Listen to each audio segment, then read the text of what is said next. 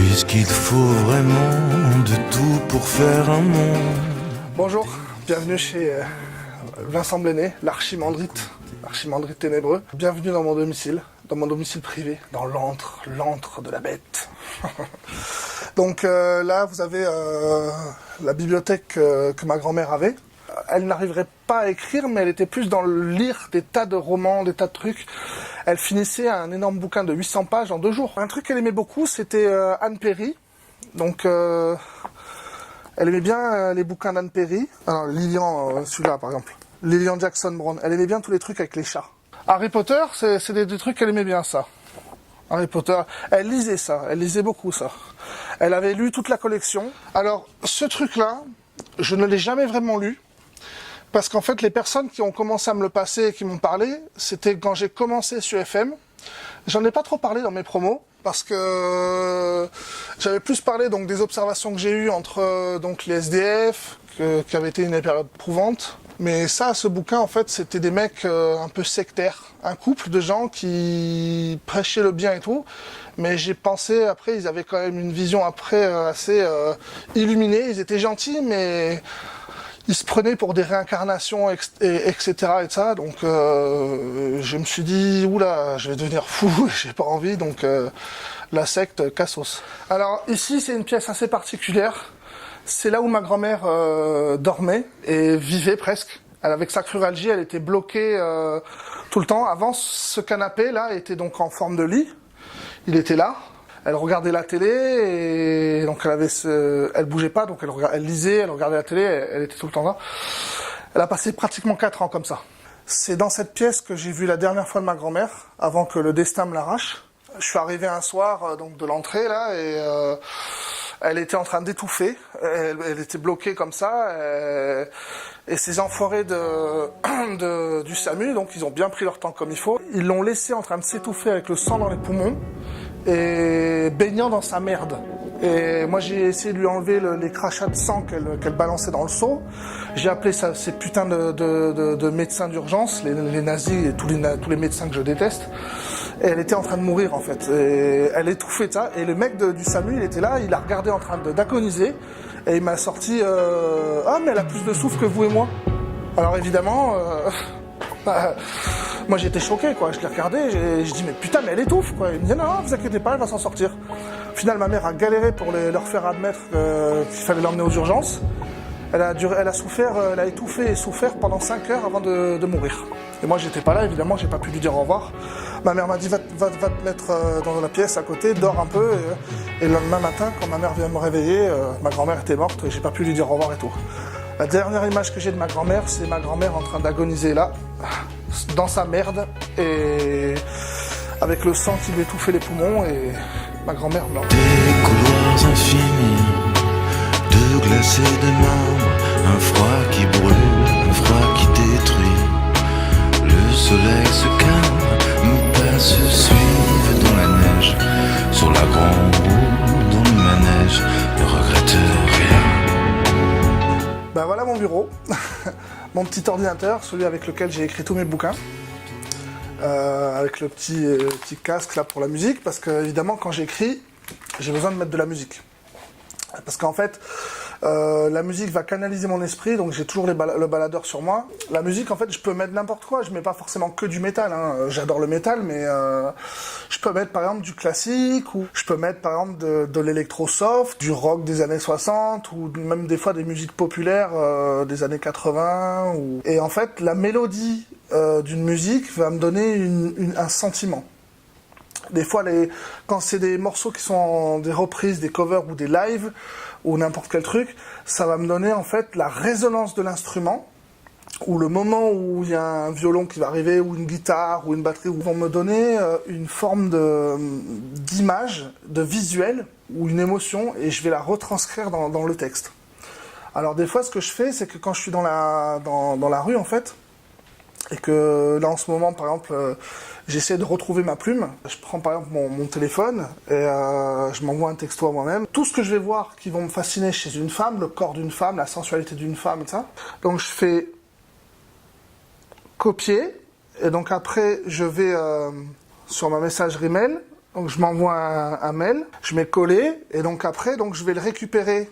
Voilà, Vincent Écriture, je réceptionne le mail. Après, je vais le copier. Voilà, je vais aller le récupérer là.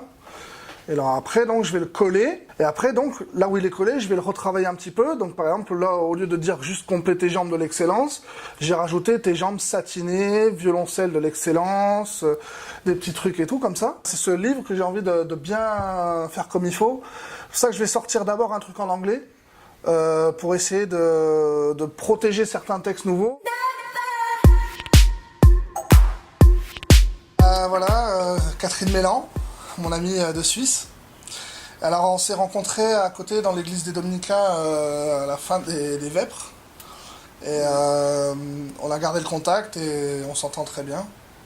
C'est ma Catherine. C'est un coup de cœur. C'est un coup de cœur. Quand j'ai rencontré Vincent, je savais qu'à l'intérieur il y avait un cœur énorme et j'ai été tout de suite attirée par lui et puis j'ai continué à téléphoner, écrire et on s'est téléphoné tous les jours. Attirée amicalement, hein. Attention. Ah oui, amicalement. Pas Jackie Michel, hein. Attention. Non. Mais par contre, donc on a vraiment, au départ, elle m'aidait par rapport à la spiritualité. Alors elle est très croyante, elle est très sensible et très fragile. Oui, j'ai tertiaire dominicaine. Voilà. Et donc elle a besoin d'être dans la prière, dans la méditation, plein de trucs. Et elle fait aussi quelque chose, donc quand je suis allé la voir en Suisse, elle m'a montré ce qu'elle faisait, parce qu'elle m'a raconté qu'elle faisait des calligraphies chinoises, et qu'elle avait été donc... Premier prix national suisse. Elle m'a montré son expo et tout. Et là j'ai eu une idée, je me suis dit, est-ce que ça vous intéresserait de faire des calligraphies dans mon prochain livre? On a commencé à réfléchir. On a réfléchi, ouais. J'étais avec mon portable, on était en train de chercher des... Les titres ouais, de chaque chapitre. Voilà. Qui correspondaient un peu à une évolution, à un cheminement. Ouais.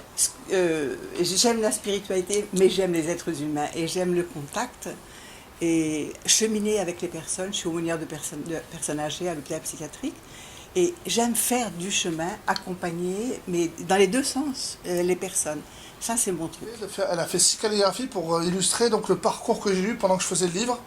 De l'excès, après les deuils, machin, la clinique, tout ça, à l'ouverture. À essayer d'avancer dans la vie et d'être un peu, on va dire, de mettre un peu d'eau dans le pinard. Voilà, pour pas avoir une putain de cuite. Alors elle essaye plus d'adoucir un peu. Elle fait plus... Un peu beaucoup, j'essaie d'adoucir un peu beaucoup. Ouais. Et puis de calmer ses craintes surtout. Il avait beaucoup de craintes, beaucoup de frayeurs, beaucoup d'angoisse. Et moi, je suis passée par l'enfer. Donc l'enfer, enfer. Et j'en suis sortie parce que j'ai découvert qui était Dieu. Et aussi par la relation d'un jésuite extraordinaire qui m'a sauvée. Donc, ayant connu cet enfer de l'angoisse et tout, je voulais absolument que Vincent soit convaincu que Dieu n'est qu'amour.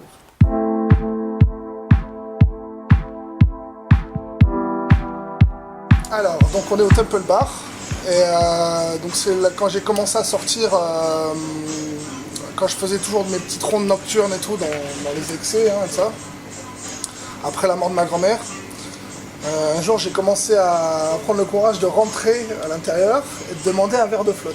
Donc évidemment, je suis rentré et j'ai vu ces gentlemen, là, Malik et Jim. On est son premier verre d'eau. C'était mon dépucelage. J'ai aimé. Hein. C'est pas mal. S'il est revenu. Je suis accro maintenant. Ça m'a permis quand même de discuter. En plus, Malik, il avait écrit quelque chose, donc il m'avait dit qu'il avait écrit un roman. On a échangé là-dessus, ouais. On a échangé là-dessus. Il m'avait dit que ça l'intéressait de lire mes bouquins, ça. Donc évidemment, j'avais passé les premiers. Oui, tu m'as expliqué ton univers. Voilà. Mon univers assez différent. Alors évidemment, on n'a pas trop le même univers, hein, donc, mais pourquoi? C'est pour ça que les bars, c'est communicatif. C'est pour ça qu'ici, il y a un côté un peu Facebook aussi. Quand je venais ici, en fait, je parlais avec lui et il a essayé de m'apprendre à me sociabiliser et d'essayer, indirectement, il a commencé à être, on va dire, un guide et un enseignant. Professeur Malik. Ouais, professeur Malik. Après, il est devenu un gars enseignant. Enseignant. Ouais. Parce qu'il en a bavé avec moi. Je suis farouche. Donc je me suis créé une petite famille un peu. Parce qu'après, il y a eu Erwin, donc Erwin qui est au Jaurès. Je me suis créé mon petit réseau. L'avantage en fait de ce réseau, c'est que ça me permet de ne pas me sentir seul et je préfère justement me sentir bien avec les gens justement qui taffent. Parce que d'abord, ils sont sympas, ils sont bien avec moi.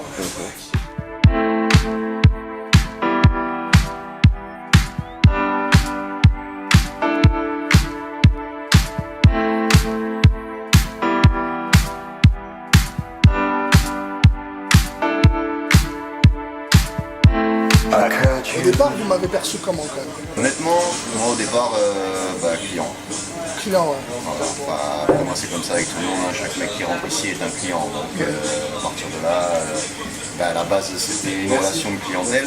Et puis au final, on a commencé à discuter. Bon après c'était un client particulier parce que forcément les verres d'eau, ça fait pas très client. Mais après. C'est une rentabilité différente. Ouais, non, ouais, c'est sûr. Comme je disais en ce moment, si je facturais chaque verre d'eau à 50 centimes, je serais milliardaire. Mais qu'est-ce que je veux dire? Mais après, ouais, c'est qu'on a commencé à discuter, à apprendre à se connaître. Et après, j'ai bien compris que tu avais un univers particulier à toi. Et comment dire? C'est pas mon univers, ça on l'a toujours dit, et on se comprend. Je respecte ton univers, tu respectes le mien et c'est ça qui est cool, c'est qu'il y a de l'échange en fait, sur des choses que moi je connais pas, que je n'ai pas l'habitude de côtoyer. Et toi inversement sur des domaines que tu ne connaissais pas forcément, ou sur un monde qui n'est pas le tien. Et c'est là où je te dis tout à l'heure que une discussion c'est un échange, c'est qu'il y a de l'échange, je ne sais pas qu'on discute, parce que tu as ton univers et j'ai le mien. Et qui sont, malgré qu'ils soient diamétralement opposés, on arrive à échanger, et à s'entendre et à s'apprécier. Oui, après on s'est rencontrés sur l'écriture, parce que tu m'as dit que tu écrivais et que j'écrivais aussi. Et donc, Je pense que quelque part aussi dans ton univers, quelque part, j'ai vu quand même que tu avais un regard incisif quand même sur les choses. T'avais, non mais oui. Tu faisais une analyse, c'était quand même sympa, c'était de voir quand même un autre visage de toi, parce que je te voyais toujours très communicative, souriante, ça, toujours tout va bien. Et en fait, je voyais vraiment qu'il y avait vraiment dans ton introduction déjà et dans le début, tu avais vraiment un aspect différent. On sentait que tu enlevais le masque. Mais non, mais là c'est un théâtre, tu montes sur une scène, tu es surélevé, tu as des lumières, c'est du spectacle. Hein. Magie des anges. Et après tu as 5 heures, 6 heures de show et tu t'arrêtes et voilà, c'est fini. Mais non, mais je veux dire, j'ai bien aimé ce côté que tu avais de décrire les gens. C'est comme si tu les dessapais direct pour leur retourner tout ce que des fois, l'arrogance qui t'envoie. Je prends les gens que je rencontre et je les décris, alors que toi tu prends des personnes qui n'existent pas, mais qui... Tu m'as fait lire un texte sur... Ouais, Lucifer. Sur Lucifer, Ouais. Et si t'as pas les références, c'est assez compliqué. C'est vrai que je me suis déridé quand même après votre contact et j'ai commencé à être un peu plus... Il y a des choses que j'aurais pas fait avant, quoi. Genre, il y avait vraiment... C'est là où tu vois que tu as évolué. C'est pour ça que je te dis qu'il faut continuer à évoluer. Parce que quoi qu'il arrive, le chemin il n'est pas fini. Dans notre rapport à nous, ça a évolué, mais comme je dis, on a évolué petit à petit et ça fait 2 ans et demi, donc c'est vrai que il y a forcément une évolution, mais comme on la vit tous les jours, c'est vrai qu'on s'en rend pas compte. Ouais. Et moi je le vois par rapport aux clients avec qui tu parles. Avant tu parlais pas avec autant de clients. Tu parles avec plein de filles, tu parles avec plein de mecs. Et... c'est vrai que c'est un truc que j'ai quand même gardé une timidité. Hein, avant c'est vrai comme je dis, tu les observais mais tu partageais pas avec eux. Et aujourd'hui tu vas partager des trucs, tu vas discuter, avoir... Tu as pris de l'assurance en fait. C'est vrai que des fois j'interviens dans les conversations. Tu as pris de l'assurance et je pense que ça se ressent aussi dans ton écriture. Plus tu vas prendre de l'assurance de toute façon et... moins tu auras peur d'aller vers l'autre parce que tu sais qui tu es. Et donc c'est tes forces et c'est tes faiblesses. On a tous des forces et des faiblesses quand il arrive. Mais tu connais tes forces, tu connais tes faiblesses. Donc tu as moins peur d'aller vers l'autre parce que tu te connais toi-même. Puisqu'il faut vraiment de tout pour faire un monde, des lycées, des bombes, des courtes et des longues. Puisqu'il faut vraiment tout boire et tout finir pour ne pas mourir